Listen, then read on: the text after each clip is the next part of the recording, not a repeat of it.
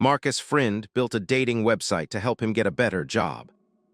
12 years later, he sold it for $575 million.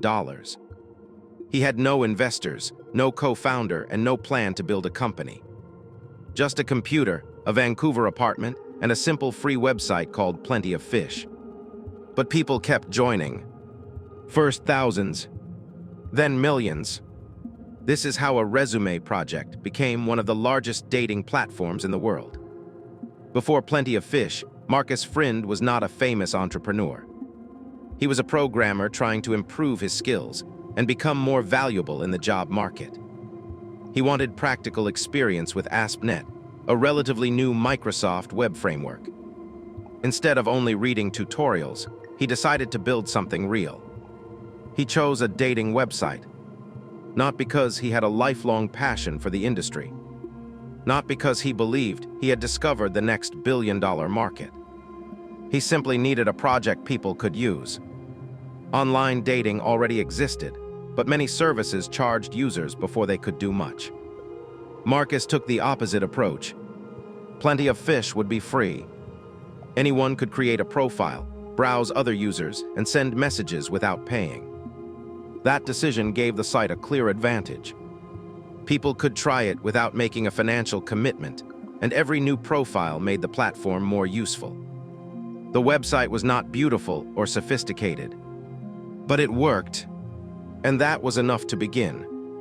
Markus built the first version quickly and kept the operation extremely small. There was no product department, marketing team, or expensive agency polishing every screen. There was Markus, his computer, and a website that solved one problem: helping people meet. Because it was free, users could sign up, create a profile, and start searching within minutes. Then the platform entered a powerful cycle. More users created more possible matches. More possible matches made the site more valuable. And a more valuable site attracted even more users. A dating website with only a few profiles feels empty.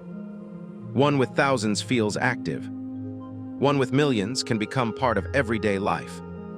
Plenty of Fish reached that point without a dramatic launch or a huge advertising campaign. It grew quietly. Markus watched the traffic, fixed problems, and kept the system running. From the outside, it still looked like a small project operated from an apartment. Inside the numbers, it was becoming something much bigger. The website created to improve his resume was now more valuable than the resume itself. As Plenty of Fish attracted more users, Markus began placing advertising on the site. The model was simple: keep the platform free, grow the audience, and earn money from the attention that audience generated. It worked. The larger the site became, the more advertising revenue it produced. And because Markus kept costs low, much of that revenue became profit. The project no longer needed to help him find a job. It had become the job. Markus also built the company without venture capital.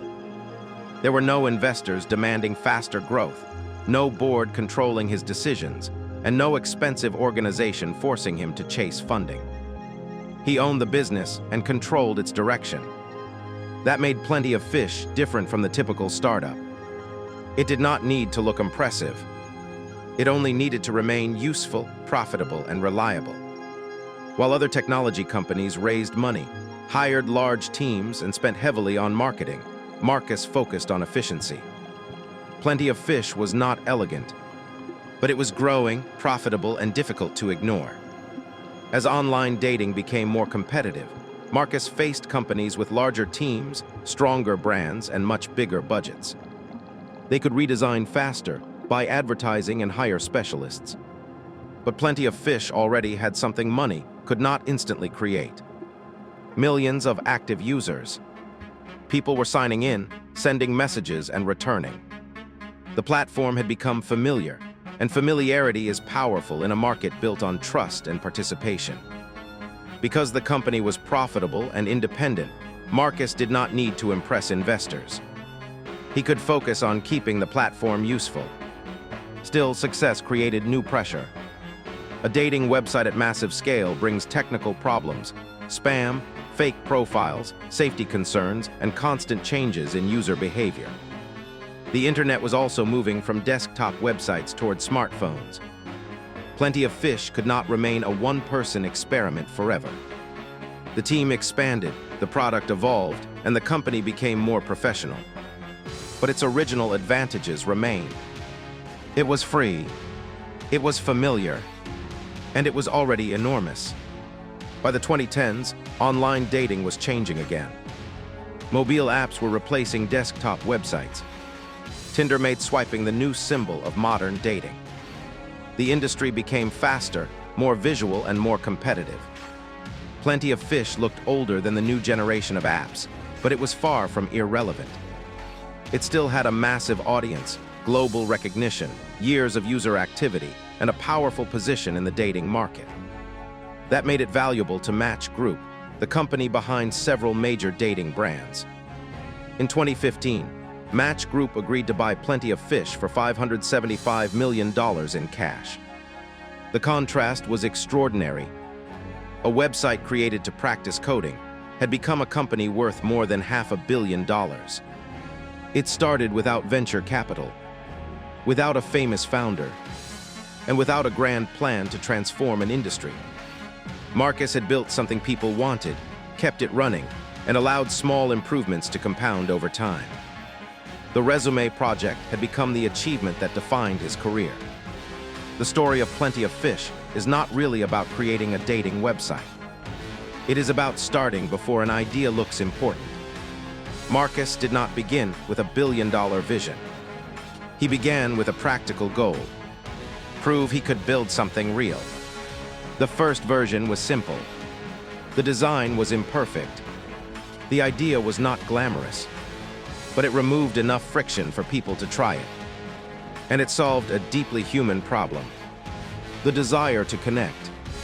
Most people wait for an idea to feel big before taking it seriously. But ideas rarely look big at the beginning. They become big when people use them, when the creator keeps improving them, and when small results are allowed to grow.